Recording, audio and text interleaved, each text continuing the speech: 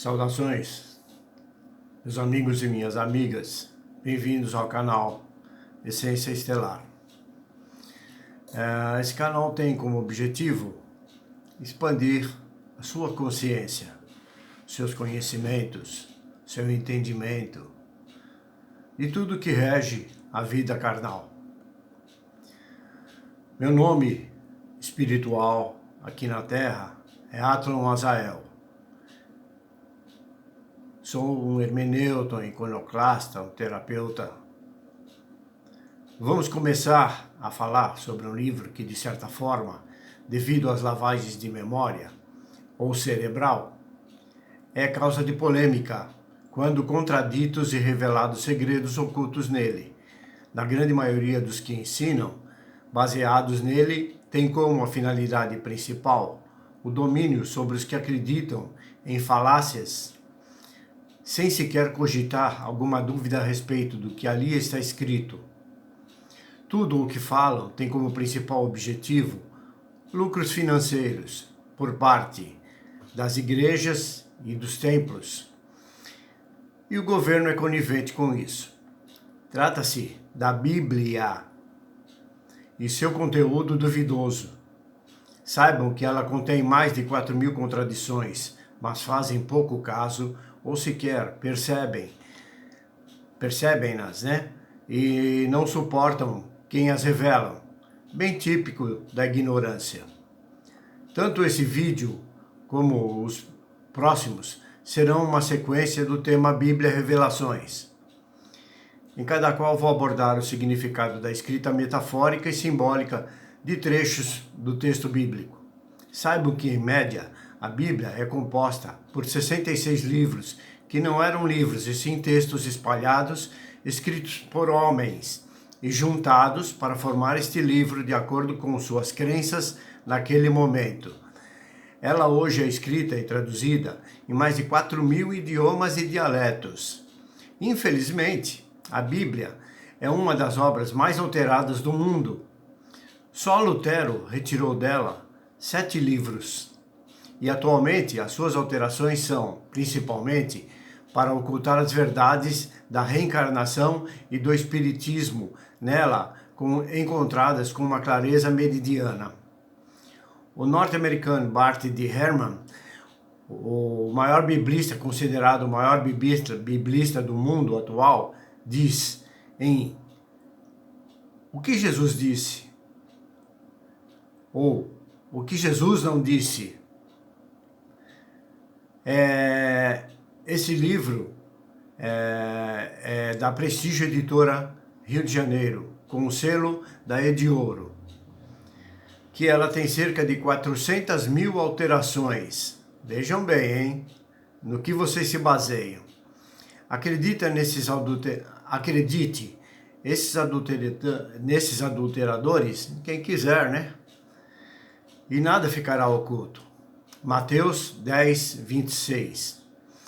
Assim como não se bastassem as cerca de 400.000 alterações da Bíblia, eles ensinam aos fiéis as mais absurdas interpretações dela, o que gera grandes confusões doutrinárias entre eles, levando-os a mudarem de igreja a todo instante, como se muda de roupa. Os livros que compõem a Bíblia hebraica e o Antigo Testamento, os dois são quase, mas exatamente, a mesma coisa.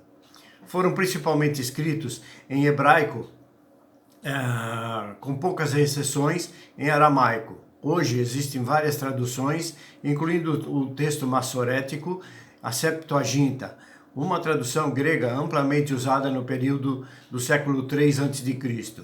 até o século V depois de Cristo, e ainda vista como canônica por várias igrejas cristãs ortodoxas. A Torá Samaritana e outras. Será que foram interpretadas corretamente? E por que no Concílio de Trento e de Nicéia fizeram mudanças nos textos? Qual a verdadeira intenção destas mudanças? Será que você se preocupa em saber dessas coisas? Ou segue simplesmente como um coelho atrás da cenoura? Tá cheio disso, hein? Vamos iniciar falando, na minha opinião, da minha maior contradição contida nela.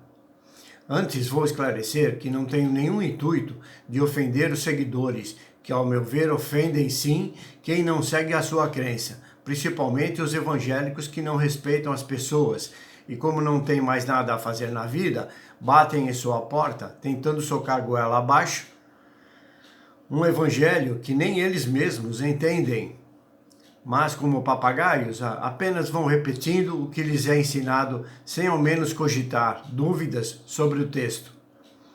Dúvidas que estão lá justamente para você acordar, além do fato de que uma grande maioria dos frequentadores das igrejas e templos apenas estão tentando fugir de erros ou se esconder do Criador, ou ainda crendo que serão perdoados. No entanto, nenhum deles mudam de atitudes em seu cotidiano. Respeitem para serem respeitados. É simples. Vamos lá, voltando à maior contradição do dito livro sagrado. Que não sei aonde ele foi sagrado, né? Ou que seja de fato sagrado. Vejam bem, eu creio no Criador de tudo e que não criou esta vida que vivemos na Terra. Creio no Criador que nos mostra e nos permite a liberdade com consciência. Prova é de que existimos, não como corpo carnal, mas como essência divina. Está em Gênesis 1, 26, versículo 26, da Bíblia evangélica e católica. Este versículo é idêntico, porém há divergência em outros que ainda irei mostrar. Há divergências. E disse Deus: façamos o homem a nossa imagem e semelhança, e domine sobre os peixes do mar e sobre as aves dos céus, e sobre o gado e sobre toda a terra e sobre todo réptil que se move sobre a terra. Te pergunto, quem disse que ele disse alguma coisa? Ele apareceu para você? Falou alguma coisa? Preste atenção. Como esse Deus fala no plural? Para quem não entende a língua portuguesa, quer dizer que ele deveria dizer faço o homem à minha imagem e semelhança, no singular. Mas ele está dizendo façamos. São várias pessoas fazendo o homem, não é apenas um único. Entenderam? Quer dizer que ele não está sozinho. Existem outros deuses fazendo o homem à imagem e semelhança deles, não do Deus verdadeiro, não do Criador. Além do fato de que jamais o verdadeiro Criador proclamou alguma palavra escrita neste livro. Presta atenção. Existem outras probabilidades que não a de um Deus nos ter criado, podendo sim ser, conforme estudos antropológicos humanos, termos sido criados por seres extraterrenos, muito mais condizente com o que está escrito, que um pseudo-deus, onipotente, onipresente e onisciente, disse alguma coisa. Entendo que o verdadeiro Criador, a fonte que a tudo gerou, é uma inteligência atômica e que está contida em tudo que existe no cosmos, assim como está presente em nós. Por acaso uma gota do oceano deixou de ser o oceano? Conseguem entender isso? Entendam que esse Criador não tem corpo físico, jamais gerou o corpo humano. Ele não tem forma, é uma energia inteligente, um fóton de luz, que apenas existe. Somos um pedacinho dele, uma fagulha, a essência primordial, ou primeva. Significa o que foi gerado em primeiro. Depois deixou que essas fagulhas, a seu comando, é claro, criassem luz nas densas trevas existentes. Portanto, antes da luz, ele era escuridão, capite? Ou entende? Deus era a treva, não existia luz.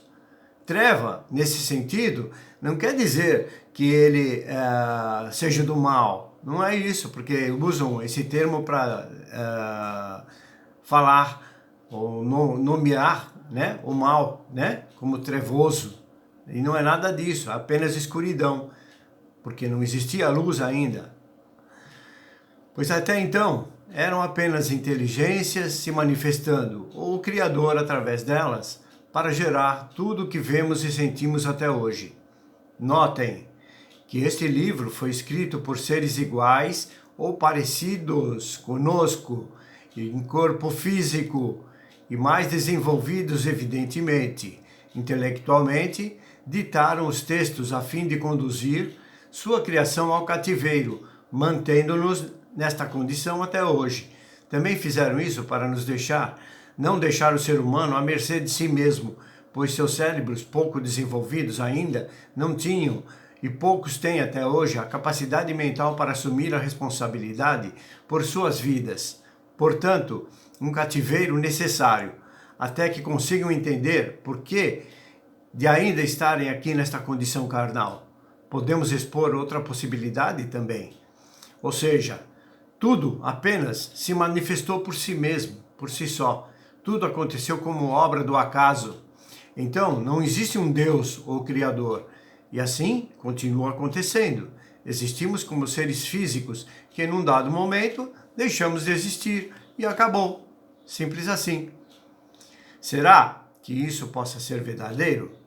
Lembrando também que existem muitos textos que foram exclusos por serem considerados como muito reveladores. Esses textos são chamados de apócrifos. O que é apócrifo?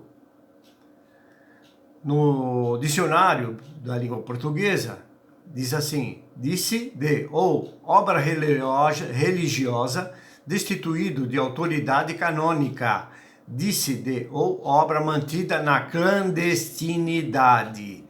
Pergunto, e que autoridade tem realmente esses clérigos para destituir estes textos? Que pouco a pouco vêm sendo colocados à mostra.